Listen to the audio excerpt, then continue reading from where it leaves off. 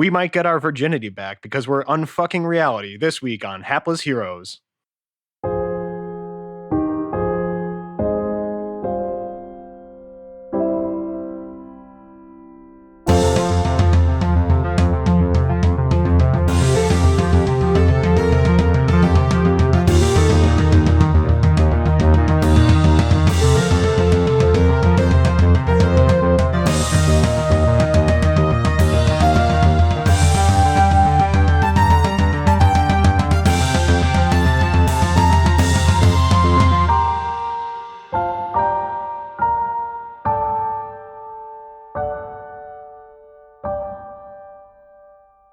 Hello, everyone.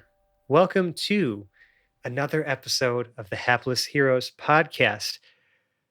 I'm Francesco. I'm your host and DM, and the big fight is over, but the game continues for now, as our heroes are in a bit of a crappy situation. So let me go ahead and introduce them for you. To my left, we've got Dave playing Absolute Integer Zero and maybe Vecna, but good also. I'm absolutely looking forward to this. Mike as Lord and Captain Quinn Southwind. Always at my service. Nicole as Boris the Butcher. Want to stay away from both ends of that sword? Zach as Paradil and Pregnart. Oh my god. Ugh. What are these? Shambles? John as Lord Jarrell the Light and Dr. Dedu. Where can we possibly go from here? Last week, you guys and gals and goobers. Which one of us is the goober? Is that Pregnart? Seems I'll like it would be leave that up. Pregnart. I'll leave that up for you to decide. Pregnart. Pregnart is one of the goobers. I think Boris is. He's a the goober. It's like the sucker rule in poker. If you don't know who it is, it's you. It's you. You're the goober. But you had defeated Larlock in a sense, in that you've dealt enough damage to reduce him to 0 hit points, and he's gone to fuck off to wherever his phylactery is and will reappear at some point in the long future. But Zero arrived and informed you that reality is fucked. Presumably, maybe a side effect from the wish to make Vecna good, or also just a consequence of all of the bad things that Vecna did, and now that Vecna has been sort of rendered incapacitated, those things are over or have ended, or those effects have ended, or something has happened to, essentially release his grip on whatever horrible things were happening. And so everything's kind of fallen apart. I remember literally describing the sky is actually cracking and falling, and there's just like a void remains behind it. It's like your actual physical reality is shattering around you. Yeah, into weird angular shards. Shards. The shards of reality are raining down upon us. God fucking damn it. I don't understand why you are like this. But so the situation's kind of crazy. We also have Vecna, who is unconscious in a demi-plane, where it's just being propped open now by some of Zero's Modron assistants. But one of those Modron was instructed to take the cursed sword, the one that was wielded by Jarrell's doppelganger way back when, to try to lay it on Vecna to deal necrotic damage to him, to heal him. It's a whole thing. But the important thing remains is that as soon as the Modron pulled the sword out and wielded it, its eyes turned red. Zero lost connection to it, and now it stands before you, looking a little murderous. Good and Glaven. That's where we're gonna cut right in now. So this is just a simple Modron. If you recall, you guys had deleted many of these very easily before. The cliffhanger was just because, a cliffhanger. But this thing is like, okay, it's threatening in that it is wielding a sword, but you know that this is not like, oh no, Larlock is back. What do you do? It's standing there, kind of like looking around at all of you, like with the sword, like it's holding it up and like it's like guarding itself and like looking at all of you. I'm just gonna give it sort of a. Let me see. I'm gonna give it a whip, and use disarming attack also. With the whip? Yeah, let's do that. Yeah. Let's do that. So the whip is 15 to hit. That'll do it. Where's the Monochrome nay-nay? doesn't have- The disarming. The disarm always, is the nay-nay. There's always a nay. There's always a nay-nay? Okay, Yeah. just checking. Yeah, the nay is on the offhand whip. I see. I always forgot I use my fucking superiority die. You roll the die. Once you hit Yeah, with the all right. attack, you add the superiority dice number to the attack's damage, All right. as well as the effect happens. I was just curious if that was sarcasm. You roll the die.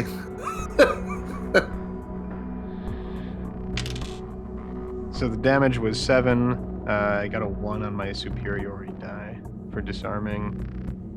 Well, the 1 is the additional damage, so then it's 8. Yeah. Or Okay. after hitting the creature, I add the superiority die to my attack's damage. Target makes a strength save or drops a held object of my choice to its feet. It fails to save. Great. It drops the sword. Don't touch that ever I'm gonna roll something. Oh yeah, the sword clatters onto the ground and then lays onto Vecna, and the Modron is now reconnected to the Prime network once more. Zero, that felt a little weird to like briefly lose control of a drone so quickly with just like it touching that magical item. I didn't think it would happen like that since he's not alive. Well, he's that drone is on a partitioned off part of the network for the moment until we know what's going on with him. I see. That sounds good. We have now, Vecna has a cursed object resting atop him. Sure, Vecna, you have 1 hit point. Whatever. Let's hear some words from the good Vecna. Let's hear him atone, maybe? In fact, actually, as Vecna regains consciousness, Jarrell, if anything, there's additional guidance that comes from within that says, this one must still atone for what he's done.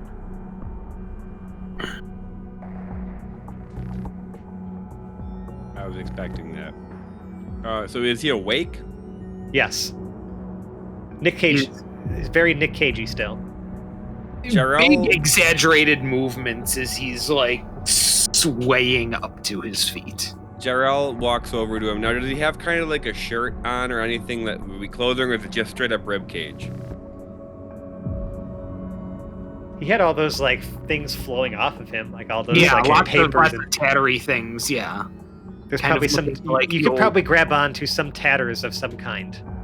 Jarrell just lifts him up and says, "You are responsible for helping us fix," and he like pushes Vecna up a little bit to look at what's going on. This.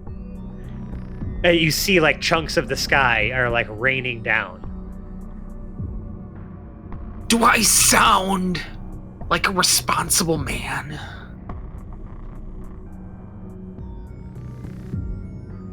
Is there nothing you can do to help us with this? You're You see good Vec- now. You have to be good. You're good now. I was gonna say, you see Vecna pause because it turns out it's a lot easier to break everything than it is to put it all back together. Where would Lalak have gone? Yeah, actually, and I wonder how his phylactery situation would work out if reality is so fucked like this. Where did he go? When Where you is were his Phylactery mean phylactery? again? It's essentially the vial or the device that liches use to essentially attain and maintain immortality.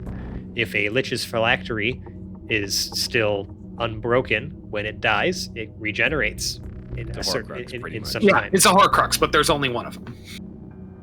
Unless it's a really awesome lich, I guess. I don't know. Yeah. So Vecna would go, I don't know. when you were kicking his ass, did you manage to ask him where he kept it?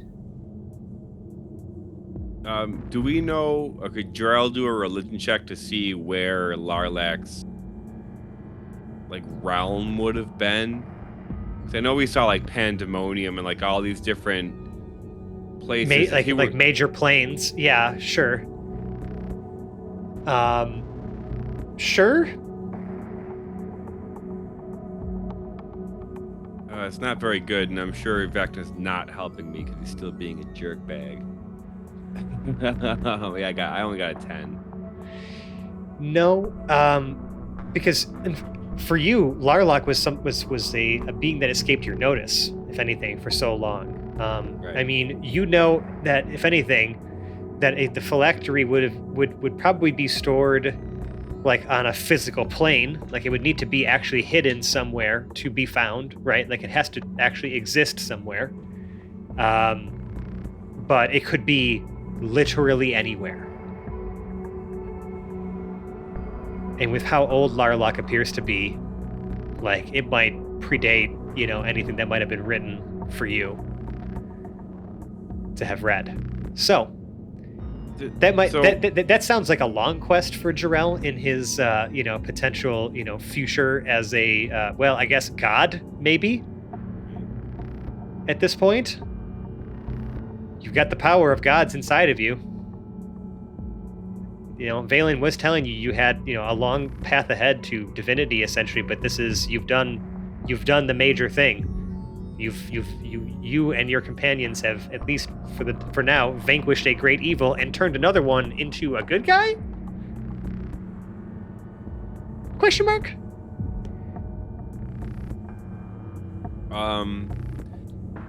But his deeds, Vecna still did those things. It's not like the wish erased all of the stuff Vecna did. It's just, I think reality is having a hard time compensating for the fact that Vecna is good when Vecna is one of the people responsible for how fucked reality was before this. Making him good did not seem to unfuck it. In fact, it seemed to have made it worse. I guess then Jarrell would ask Zero, where do we go? Where do we go? I think the goose can get us somewhere. Where do we go? Well, I've been spending a little bit of time trying to set Mechanus right. Now, I haven't set it all the way right, because if I did, there's no way I'm getting here, because, well, hopping between planes just isn't done from there. That's not orderly. You can see Zero's eyes roll like a whole 720 degrees after he says it, slightly exasperated with the plane he has been placed in charge of. Unwittingly, it seems, yes. We can go through there, but I'm gonna tell y'all right now, you're gonna hate it. Is that the only place we can go? Well, if you stay here anything past about 10 minutes, you're gonna hate that too. Yeah, so I'll remind the party, I guess, of what your potential options are as far as places you've been, or at least places that you could point to as far as hey, we've been here before, so I want to teleport here if we can shift between planes. You have Legradex. You've been to Legradex multiple times, so you potentially could send yourselves back there. You've been to what is there's Arakanor, or what is the name of the plane where Moradin's castle is? That still exists? Arakanor was the castle, but I think that was the subset of Mount Celestia, maybe? Yeah, Mount Celestia. You've been there? That is, yeah, it could be fucked. You don't know. It's been a while since you've been there. Where's our treasure buried? The ice giants. Material plane. Right. The prime material plane on Telduria. Right. Which is where we are right now, right? Kinda. Yes, you are on the material plane, but you are on borrowed parts of the material plane. Combined parts of the material The part plane. we're on is all covered in shards. Shards and shambles. Symbolic. So you have options, or you can go to Mechanus and try to figure out a way from there as well. Yeah. The problem with Mechanus is it is a plane of pure order, and how best to say this without being offensive? You're all agents of chaos. No. The entire place is going to feel like a giant Thank you. headache coming out of your soul. Jarrell will turn to Quinn. So then, do we just go to what's it called? What's the place where we have the bridge place? That was somewhere on Legredex. Legredex, yeah. Yeah. So do we want to go to Legredex? I think that would make the most logical choice. I just don't know what we're gonna find there. It's at least a neutral plane to escape to potentially regroup. But yeah, I mean, you could try. Like I said, it's up to you. I will leave it up to you, and we'll adjudicate and guide us to where we need to go from here. Because, Jarrell will pick up the corpse of Felix, and then he'll go and help Pregnart to his feet, and then walk over to Dedu and say, Legredex it is then, and Dedu will use plane shift. Everyone touch hands. Yep. Touching. Make sure we have less than 8, right? I mean, Yeah, we have 7. yes. Oh wait, 7. no, we have Do But we leave also- Vecna behind? with Vecna we have 9. Yeah. Here, let me help. 0. Does Felix count as a corpse? No. Right. Okay, then we have 8. So then we only have 8. 0 does something akin to licking his finger, holds it up in the air, holds it a little higher. The hand spins around a whole 720 degrees. Then he kind of wiggles his finger, and the remaining 7 blocky Modrons form like a 3 high and then 3 across at the top, like doorway. Oh, okay. Put it there. It'll give you a little bit of an anchor. It'll also let me get them back through. Okay. This says nothing. This is just the ones he came in on as his throne. It says nothing for the host you described that descended with him. Right. Okay. You can all shift. That's fine. Yep. Use the destination is set to Legredex. Flash a light. You know, that sort of like Rainbow Bridge vibe, right? The whooshing starts again. It's a very familiar whooshing at this point. All of you have whooshed at least once in your lives now, as you whoosh between planes of existence and reality. But this feels a little different, as you can see, you see this sort of rainbow aura, lights just zooming by you, right, as you are traveling, standing still, but traveling between planes. You are moving, even if you are not physically moving yourselves. But even the boundaries of this light also appear to be cracking. And doing the whole artifacting and glitching type thing that you saw inside that little demi-plane as well. You appear in Moradin's time chamber.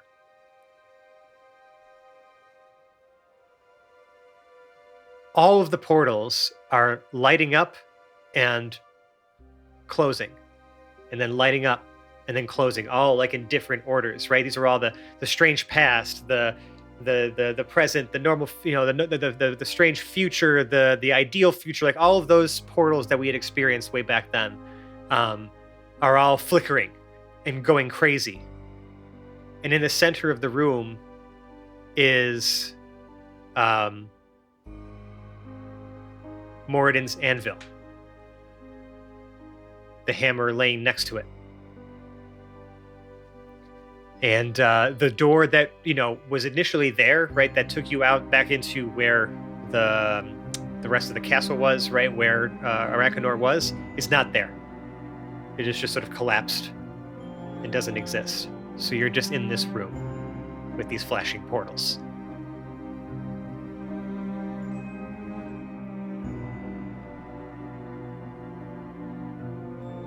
What do you do?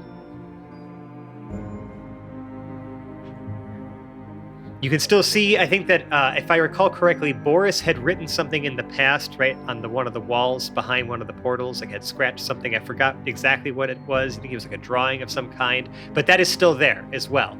But you can see that that drawing is both becoming more clear and also fading off the wall at times as these portals are flickering, almost as if like the past, the future, like all of these timelines, all of this stuff is all like they're all acting crazy. Is this where we intended to go? Is this? Gerald just kind of like looks around. It's an interesting thing, right? Because like you said Legradex, and you are in this portal room now, which was technically not in Legradex, but it also technically wasn't in like the heavens either, because like all the other people, like all the other dwarves and stuff like that you had encountered in Arakanor, like all the Celestials, didn't even acknowledge that room existed.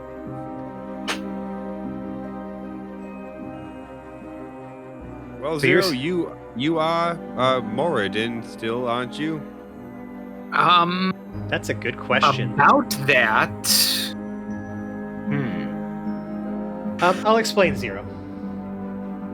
From within, right? Like, where you had previously been able to feel that clear division, right? That clear split of where like Zero ended and Moradin began, right? As you've sort of taken on more and more of sort of these Modron as your, extensions of yourself, the Moradin part of you has sort of, it's not, the division is not so clear anymore. What is clear is that, in the untold time you spent in Mechanus, because obviously time passes differently in places, even in that relatively short time, but longer time than how long that fight just took, you've learned that you do possess the great creative abilities. I mean, you kind of had to in order to maintain the order that you were tasked with, essentially. So it almost just feels like the essence of Moradin is still part of you, but the actual entity of Moradin has just sort of now blended in with all the other parts, which are now countless.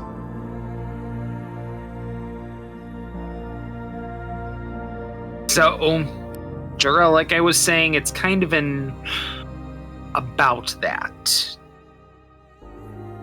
Is this not Moradin's room of creation? It is, but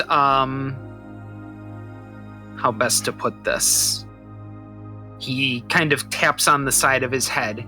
It echoes a little hollowly. I've got him in here. But, he isn't as much, taps on his chest, in here. Do you remember what was required for Moradin's creation to occur? Could we create a new universe through this room? We do have 3 gods currently, and Yes. also 1 half god. Ish. So, Rude. Oh, you knew I was talking about you. Okay, good. Rude. here's my take on it. Someone is going to need to hit that anvil and dump a whole lot of power into it to restart things. If I do it, we're going to overwrite reality with a whole lot of order. It'll bring things under control, but it might get a little predictable. What if... Now, you, on the other hand, you would probably be able to impose justice with hitting it.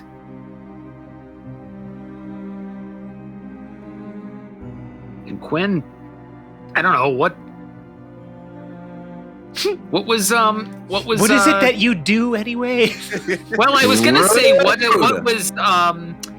what was Southwind the god of exactly? The sea?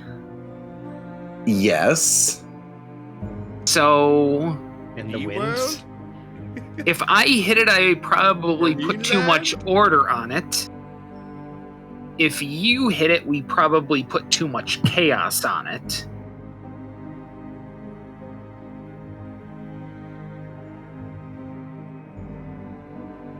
How big's the hammer? It's small enough for like a dwarf to wield, right? Like it's just a normal sized blacksmith hammer. Like it's much more ornate and fancy than say like the tools that maybe Peridot would use in his everyday work. But it's still a blacksmith hammer. Does it have enough heft for me, Jarrell, and Quinn to all get their hand on it at the same time? Probably, yeah. Or at least your hands might be With our overlapping a little. powers combined, But just the three of you? You're gonna try to Except strike that- it? Well, we've got the power of a god of chaos, the power of a god of order, and the power of the god of justice. Mm-hmm. There's also Vecna's here. We got two We're all at least non-gods good. that are at least good. well, we have 4 non-gods. And again, we're making a lot of assumptions about what hitting this anvil is exactly going to do. But sure, Mhm. yes. I'm workshopping here, guys. It's a workshop. What do you want? Literally, it's a workshop. Literally. Can Jarrell do another religion check with Zero's help to try to figure out what the hell is going to happen here? Sure. Roll me a religion check at advantage. Hey, nat 20. Okay. Here's what I'll tell you. Good time for that. Yes, it's a nat 20, but let me tell you something, Terrell. This is still uncharted territory, and by uncharted, I Right. mean, okay, I shouldn't say uncharted, it's more like something like this, or to the magnitude of which you guys are describing, has not been done since creation. Right. So, to think that you're going to get an instruction manual here would be a stretch, because there But really it isn't does- an instruction manual. But it is possible. This anvil has the power to reshape realities, the means of which are a little bit more clouded. However, you know that by striking this anvil, something will definitely happen, but it's probably not going to be just as easy as striking the anvil. Like, there's probably strike the anvil and then do more stuff. But striking the anvil feels like the right place to start. Do we each get a strike? Each one of us. And just go around striking each putting our own parts into it until a universe is created. We're really gonna trust ourselves with this one? What does We're all Vecna? Also, good. what does Vecna have to say about this? I want to hear Vecna's like good thoughts here, now that he's not trying to destroy everything. Genuinely curious. All right, guys. Check this out. I've only been me for about a day here. And I think a day's being... He rolls up the wizard sleeve on one bony arm and looks like between the... what is it, radius and ulna on the arm? It's tib-fib on the leg, right? I think it is. Yeah, I don't know. You So might just looking like right between the two bones of his left forearm.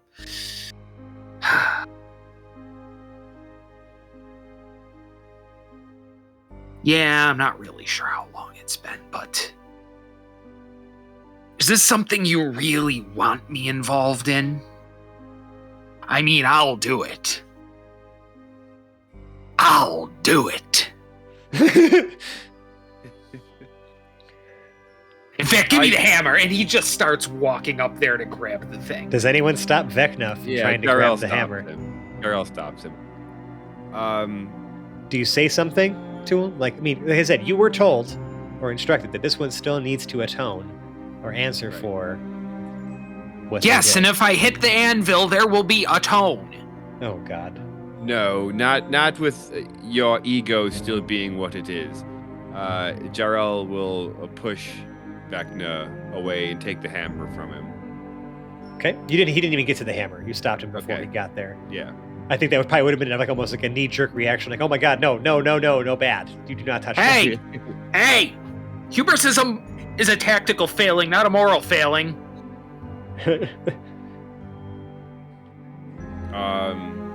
So, I mean, Pregnart, a universe created in Pregnart's image. Okay. Let me. I mean, I will caution you that if it's just Pregnart's input, that universe is going to be fucked up. Yeah. No, but like I'm thinking yeah. like I don't think there's any of us that, with the exception of maybe Boris's chaotic energy, and Dedu's just dumb. I don't know if there's any of us that really shouldn't have a hand in it. I don't know. I mean, I guess that's up to you. Who will strike the anvil first, though? I could strike it. If Hoblet was here, he would already have done it. Just saying.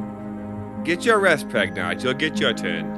Okay. And Jarrell will Yes, hit I'm first. very weak. My strength is 3 still. Oh yeah, right. Oh yeah, and there's also a bunch of you are still technically cursed. Well, I guess the rest of the results of that curse won't really take effect for 12 days, but you may want to check that out before. If I'm hold feeling on. pretty cursed. Hold on. If we can communicate that with Dedu, he can remove curse on all of us. Yeah, I feel like it's pretty well known that all of you are cursed. Sure. Yeah, no. We'll say Dedu removes those curses, and that's good because in 12 days, this curse would What, have been me a lot cursed? more permanent. Okay. Wait, so Paradil's not cursed anymore? No. Paradil, No one is Quinn, cursed. Jarrell, nobody's cursed. But Jarrell then strikes the anvil. The portals all light up and stay lit now. And the room now starts to fill with almost like a pink mist almost. Pink mist. But like Yeah, not which one of these portals looks the most lit? they're all lit the same. They are Nice. the all exact same amounts of lit. Sweet. It's a litany of lit. So Bet. this mist starts like almost forming in sort of like a big disc. Like it encompasses like the circumference of the room above your heads. And inside of this mist, it almost looks more like a sea of this like sort of pink mist, like almost like a sea of pink clouds. And in each of those clouds, in this like sea of clouds, like occasionally you'll see like little like spheres appear, and in those spheres you see like what appears to be a sun and like some like small little bodies orbiting it, right? And those spheres collapse and disappear, like almost like little bubbles, and they just disappear, and others appear and disappear. You're almost looking. You feel like you're looking at some sort of like sea of a universe of the larger, like where all the different material planes exist. That's the first thing that happens when you strike the anvil. Jarrell will allow Quinn to do the second hit if he likes. Yeah, So let's do it. first, the universe is created initially with justice, and then whatever passion or whatever. Again, we're making a lot of assumptions of what actually is happening here, but sure, Yep. yes, that's what. If you feel that that's what's happening, if that's the intention, in fact, yes, I want to hear and feel They're not everyone's- assumptions, they're hypotheses. Okay, I want to hear what everyone's intentions are as they strike the anvil. So, Jarrell, what were yours as you struck it? What was going through your mind as you struck the anvil? Justice. Just justice, straight up justice. Having that. Yep. So, what does justice mean to Jarrell? Does that mean like hard justice, or does it just mean like a system of laws, a system of like essentially like there is crime and punishment, right? Like Yeah. Like there is a way, like if you have done wrongs, you must essentially atone for those things. It Like, Well, I'm just the kind of idea of, curious about like what Jarrell's idea of that is. Yeah, like rightness and goodness, and like that seems like wisdom and intelligence. and all Wisdom, those things. righteousness, goodness, light, yeah, honor, those Right. types of things. Okay, sure. Okay. Quinn, I guess the hammer gets passed to you. What do you do? Like, you stare at the hammer for a moment. Like, give me some. Like, let's play this up a little bit. He definitely. I mean, like we've seen it before, right? But like he's definitely still kind of mesmerized by the ornateness of said hammer. Definitely acknowledging the fact that it is precious looking. But ultimately, like he is in this for the glory. So that is what is on his mind, and that's what he's thinking about. And he's hoping that this hammer brings the ultimate glory that he has been looking for. For you personally? No, I think for the group. I think Quinn has shifted himself toward less of a main character in his brain, where he has realized that he's needed his team and he's needed this group of people around him. So glory for the group. But so you've been in it for the glory, the grandeur, the notoriety, the sort of focus on being somebody. Right. Okay. Do you strike the anvil?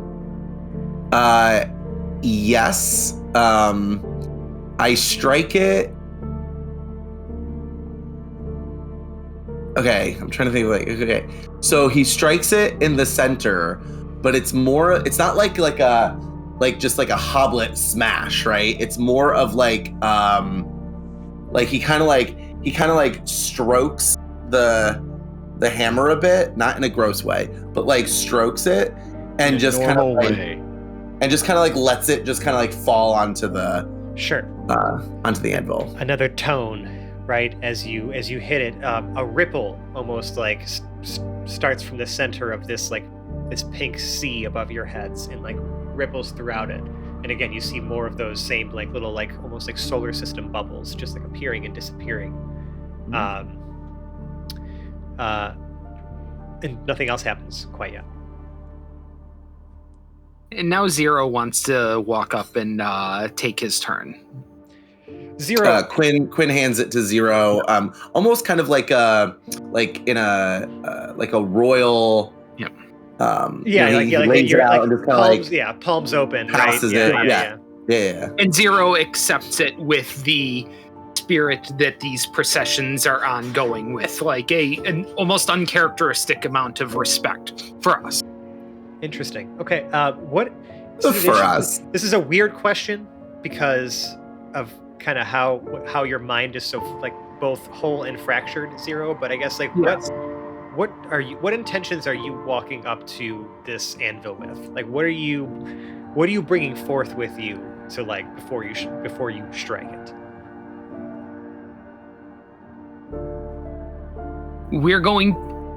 Zero is looking to impose a sense of order, the rules. And when we say those things, it's not, a moral order. It's not, rules or laws to be followed, because that would be more of Jarrell's justice. Like the science. No. Yes. Like constants. Yes. Yeah, those exact things. A silent reflection on the nature of physics and how when you look at those are really sort of the playbook by which any creation would be designed, that gravity works in a certain and consistent way. Light doesn't, squiggle, it goes straight. The planets rotate properly. Days start and end the way they should, and the tides and all those things. That silent order to the universe. And Zero takes all of these things and he focuses them at a point in his mind and takes the hammer and doesn't really so much swing it as very slowly, almost gently places the flat, like dead center on the anvil. Just a little clank. Yeah, another ripple, right, through this sea. And now those bubbles that have been popping in and out remain constant. Some of them will like kind of swirl out of like your view a little bit, like as they kind of reach the edges of this like sea, they kind of like swirl out of view for a bit, but they come swinging back in sometimes. And there's so many of them. now, all just sort of popping into existence and swirling around this like pink mist.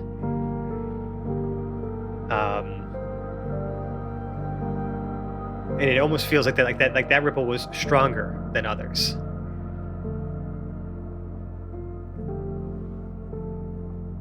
Any other thoughts or intentions here from the group? We have others here. I know Boris is probably feeling tempted. Yeah, Boris walks with determination towards the hammer. Does Zero give Boris the hammer?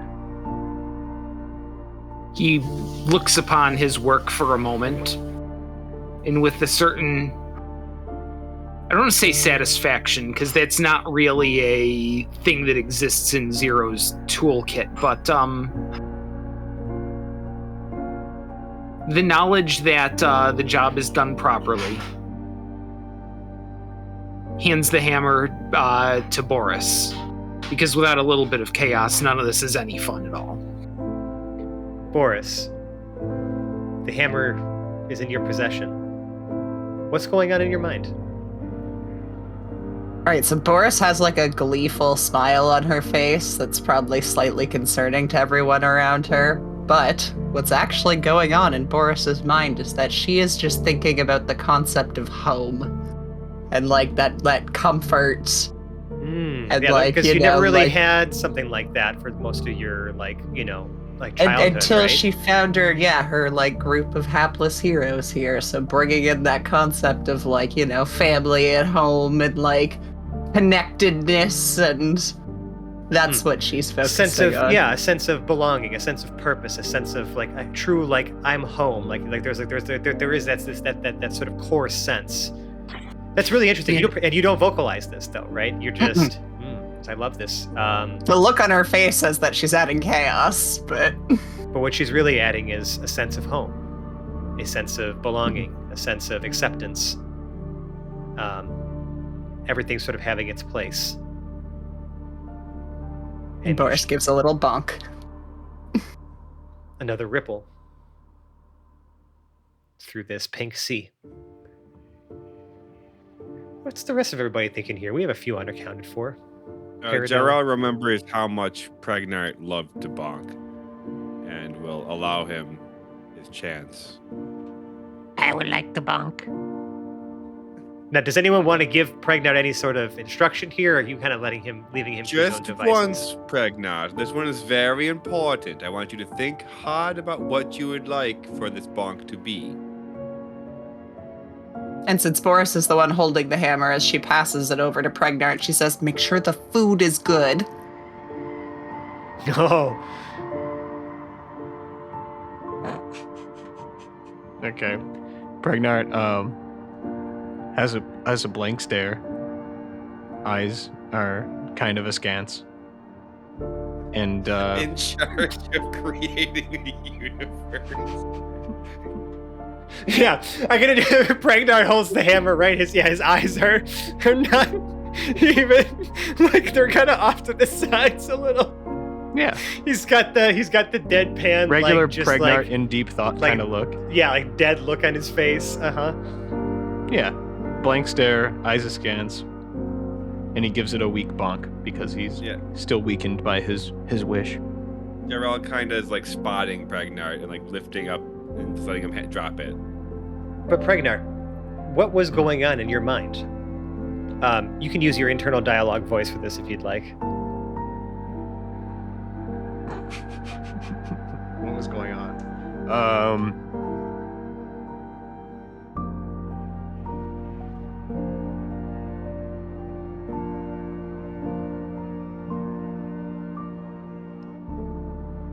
The most delicious peanut curry soup.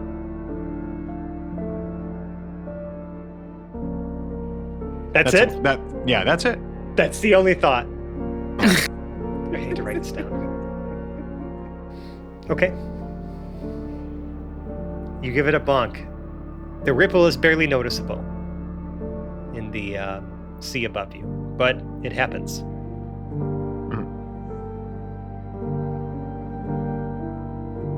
I mean, the portals are still are still solid. The sea is solid above you, right? Like, or it's solid, so to speak, right? It's just sort of floating above you. It's visual. But what else is going on in everybody's mind? Like, what else is there anything else we're doing here? Is there any other intentions that we want to put forth into the universe, literally? Does Peridot want to have a say? Peridot is like kind of still reeling from losing his friend, longtime gnome compatriot, and like finding out that he was.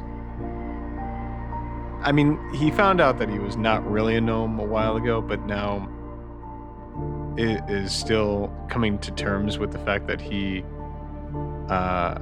was essentially just he was the vehicle. a lich Yeah. He was the vehicle for a great evil. Yeah. Yeah, that's tough. Also, he's still kind of having trauma responses from all the shambles. He's feeling very maybe you're thinking unwell. about. So are you thinking about maybe even like a world or a universe without shambles? Yeah, I'm thinking of a universe without shambles. Do I have the hammer now? Am I giving it a bomb? I'm essentially giving you an opportunity. All right. I'd like a bonk, please. Hand me the hammer. Hand me the instrument of bonkiness.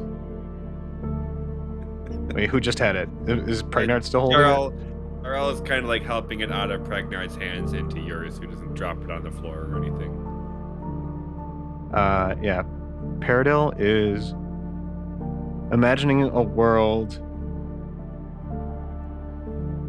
of just comfort, of familiarity. He's kind of just thinking of his old workshop, the days before he joined the campaign. when things were simpler, sure. And he's you're thinking about like trade, reminiscing about, to his old business, his old trade, his late family, and just really imagining a world where he feels that warmth again, that familiarity, and that safety. I love that. And he gives it a bonk. With this bonk, another ripple, right, flows throughout this sea. And then suddenly, this pink sea, it just gets very, very, very bright. All the portals get very, very, very, very bright. Like it feels like everything is sort of like something big is happening. And then everything goes dark. And the portal to the ideal future opens. And only that portal.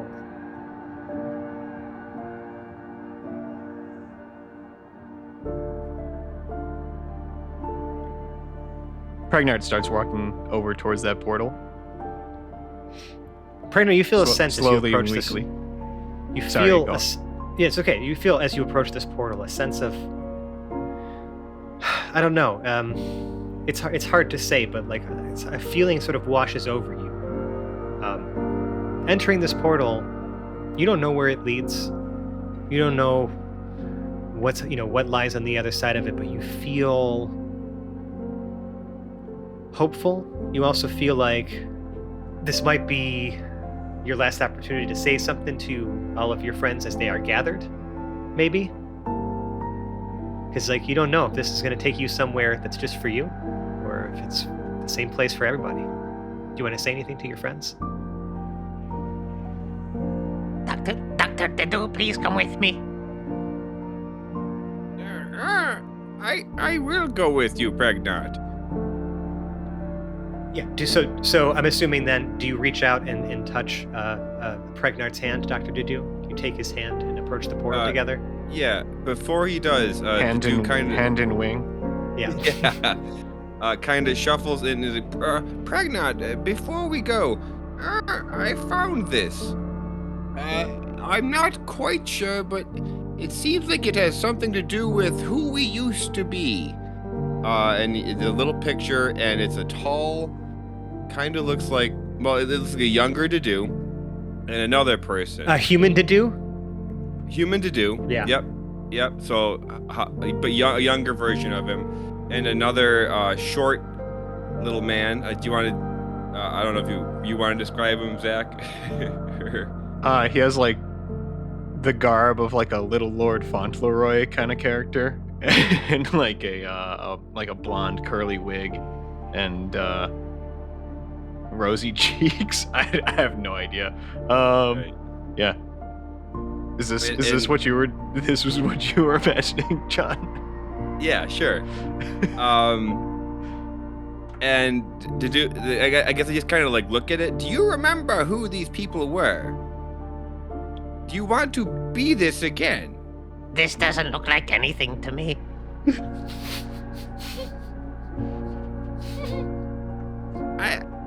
That's a deep kind cut. of I like that. This. I like this. I I like us. who I am. And Dedu will just drop the picture on the ground. And I guess as they walk through the portal, Jarrell will pick up the picture. And on the back of the photograph, it says Dr. Barnaby Dedu, or Barnabas Dedu, I think was his name. Yeah. And it says Art Pregan. Short for Arthur. Or no, Pregan. it says Pregan, comma Art. And that's it. Interesting. And just before Pregnart slips through the portal, he turns around and he waves to everyone and he says, Goodbye, everyone. I love you. Okay. And you step through the portal to places unknown. We have a few people remaining here, including one, I guess, former evil guy. There's only one way out of here, it seems. What's everybody else planning on doing?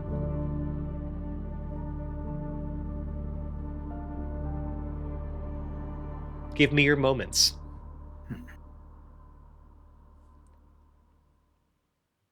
Jarrell just turns to Quinn. Lord, Captain, Dean, been an honor serving with you. I have no idea where we're going to end up next. I hope I see you again there. Boris, stay out of trouble. Boris gives him a hug. Vecna, you're coming with me. Right. Zero, I'm not sure where you're headed after this, but I'm sure that even if it's the plane of order, you'll do a great job. And yes, you, Vecna, we have more work for you to do.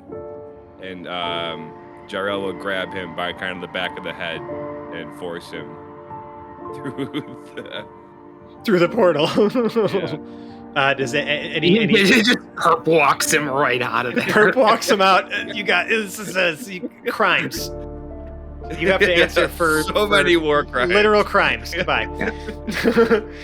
Crimes against humanity, crimes against nature. Okay. We have Boris, Quinn, and Zero remaining, and Paradel.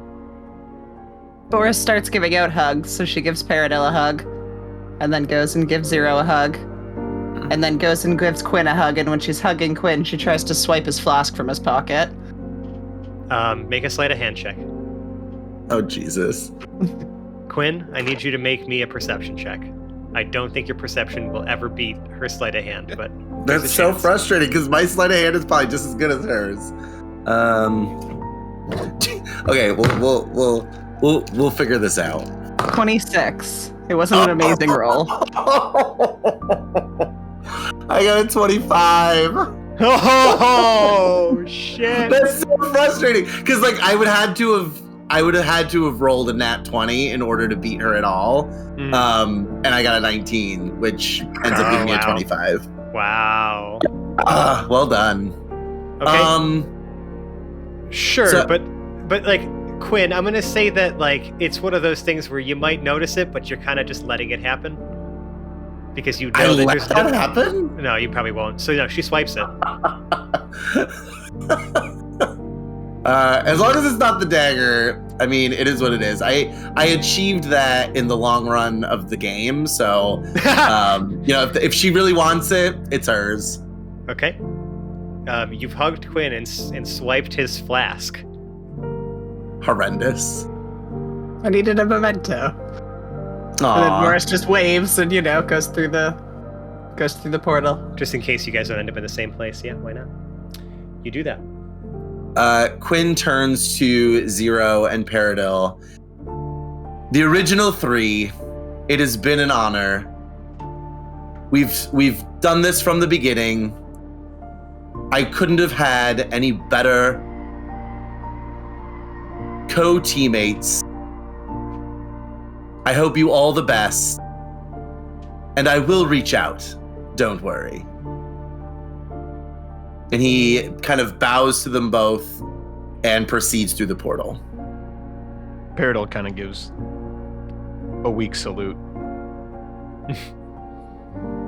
Zero returns it with 2 fingers. But earnest. Yeah, Ernest. And Quinn is gone. Oh, wait, you're saluting Quinn. Never mind. I thought you were doing your own. Never mind. Scrap it. So, Quinn, you have exited. Mm-hmm. Zero, Paradil. Any last exchange between the two of you? Paradil reaches out to shake Zero's hand. Returns it, as good of a handshake as, a 6'8", 400-pound, monster robot can. As it, although for both the hug and the handshake, the cloud of what appears to be dinginess recedes from around Zero briefly enough to allow those things. It's truly been a pleasure, friend. Has gone a long way. Hopefully I'll see you on the other side. I'll be around. They ain't killed me yet. I doubt they will. And Paradil approaches the portal. Okay. And you step through? Yeah. Yes? Okay. I Zero. approach just the edge, and I give a huge sigh and say to myself, There better not be any shambles. and I step through. Zero, you are alone now in this forge. Think we're alone now. The pathway, out is clear to you, but this is your last chance to bonk it one more time just to make sure nothing's fucked. I'm just kidding. We've all gone through. Zero walks over to the anvil, though. Lets his nanite cloud retreat a little bit, hanging off maybe about 3-4 feet behind him. Runs his hand over the top of the anvil. Couple of pats. He picks up the hammer and heads towards the portal. Takes one last look back over the room just to fix it all in his head. Last one out, turn off the lights. And Zero and the hammer walk away. And that is where we are going to call this episode of the Hapless Heroes podcast. I'm Francesco. I've been your host and DM. We've done it as far as this campaign, this story arc. I mean, this is all we've prepared for, and hell, we've barely even prepared for this, but this is not necessarily the end. I want to check back in on our, illustrious heroes and, what really was on the other side of this portal for them. But we'll do that next time.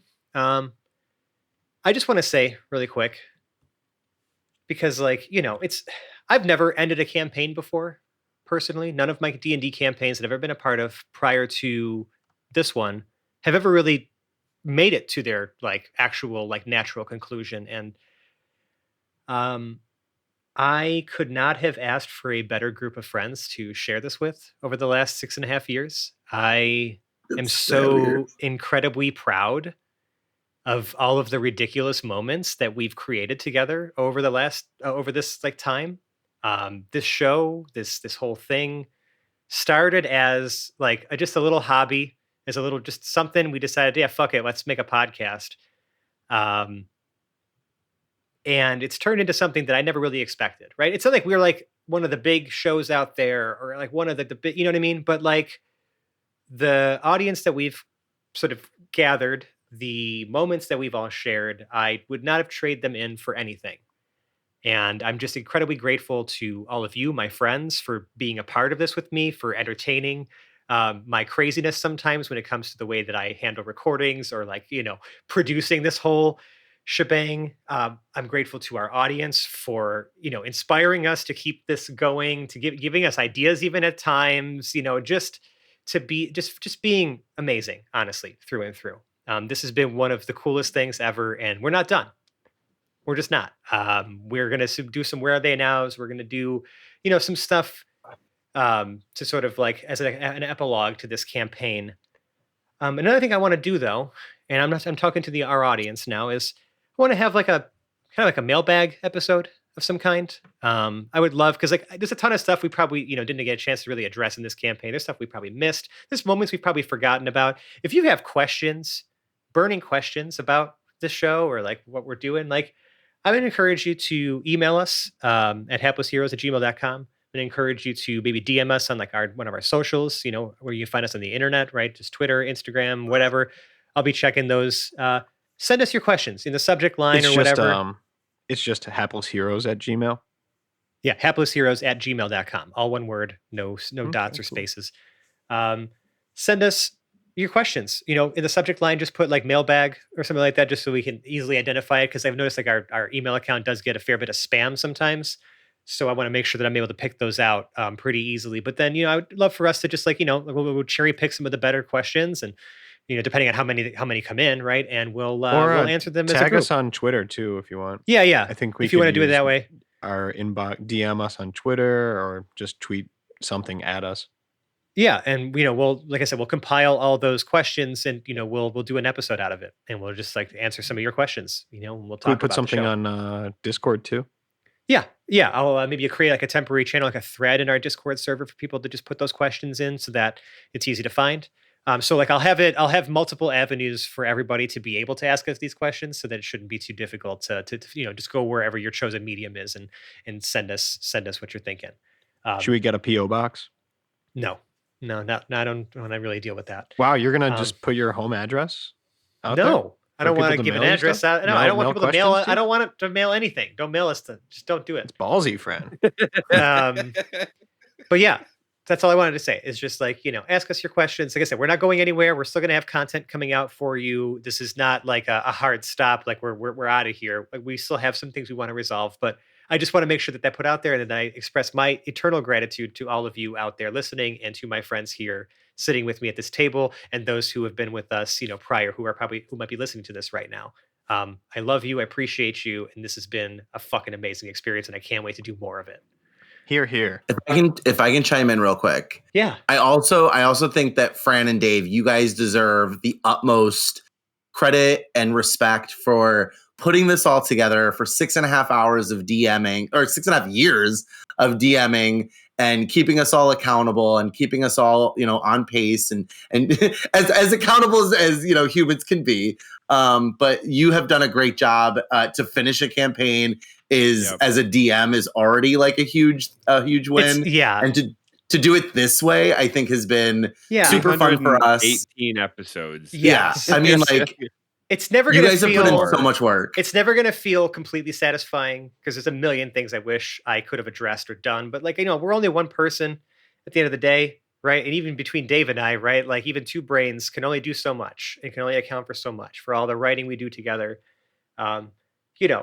We make so much of this up on the fly because we have to react to you guys all the time. Mm-hmm. And that in and of itself hard to react to. is its own challenge. But that's what's created, like I said, that's what's created all of these amazing moments that we're never going to forget, is because of all of you. So like, because like Dave and I, wouldn't be able to do this if it weren't for great players like yourselves. So I kind of make it easy for you, because most of your reactions to me have to just be like deep, exhausted sighs. Yeah, usually a little bit of disgust. Yeah, that's true. You made it pretty easy, I guess, in that regard. But that's it. That's my piece. Let's go ahead and outro the show the way we always do. If you like us, find us on the internet. Like I said, we're on Twitter, we're on Instagram, we're on all this stuff. Find us there. Look for Hapless Heroes Podcast. We also have a Discord server, which all of those socials will point you to. There's an invite link on all of those places, as well as in our episode notes for every episode. Join the conversation. Be a part of our audience. Tell us what you thought. Give us your favorite moments, right, from the last 6.5 years. There's plenty of them out there. Just come talk to us. It's a great time. I encourage you to join our community there. And if you also really, really like us, you can leave us a 5-star review at the podcast service of your choice, or in the 5-star channel in our Discord server. On those podcast services, really, those reviews just help us, get more people to see our show. To it exposes us more, I guess, in the algorithm, whatever that means. And also, we like to read those kind words because it makes us feel really good about ourselves and what we're doing. And we'll read those, we'll read it on the air and acknowledge you for the 5-star human that you are. And it's a great time.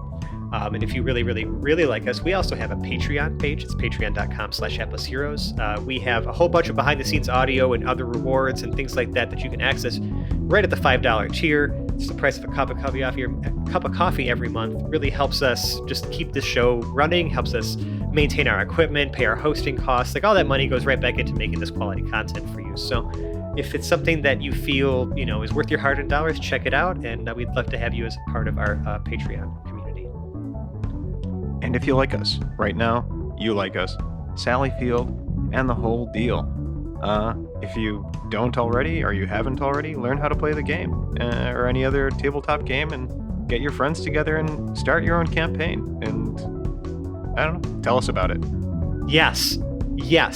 Do exactly that. And some of our listeners have already done that, so congratulations, y'all. You did it. But that's exactly right. That is the ultimate if you really love us. Share the love of this game with other people. Hell yeah. And maybe not even Dungeons and Dragons itself, but like any tabletop cool RPG. Yeah. Tabletop game that you want to grab a couple friends and just get roll creative dice. with. Yeah. Roll really dice fun. and tell stories with your friends. It's the best time ever. Well, nothing left for me to do besides outro this wonderful, amazing cast for you. Starting on my virtual right, we've had John playing Lord Jerome the Light and Dr. Dedu. Until next time. Zach is paired on Lincoln Woods and Pregnart. Thanks, everybody. Especially Fran, especially Dave, and especially these great people we got to do this with. I love this show. This is Me great. too. And I can't wait to continue. Me too. Nicole is Boris the Butcher. Bye for now. Mike is Lord and Captain Quinn Southwind. Finally at your service. And Dave as Absolute Integer Zero and Vecna But Good. Everybody, both here at this table, everyone who's sat with me, John, Zach, Nicole, Mike, Fran, of course, and even, everyone who had sat at our table previously, Phil, Massimo, James, Joe. James, and Joe. I'm getting old. My brain doesn't work like it should anymore, but thank you to all of you. This was all part of a joint effort, but aside from 3 children, this is the greatest thing I've ever created. So thank you. Dave. That's wonderful. And I'm Francesco. I've been one of your hosts and DMs. We will see you next week. Goodbye now. Bye. Bye, everybody. Especially you, Jeff. The arc of Jeff. The arc of Jeff is complete. Himself.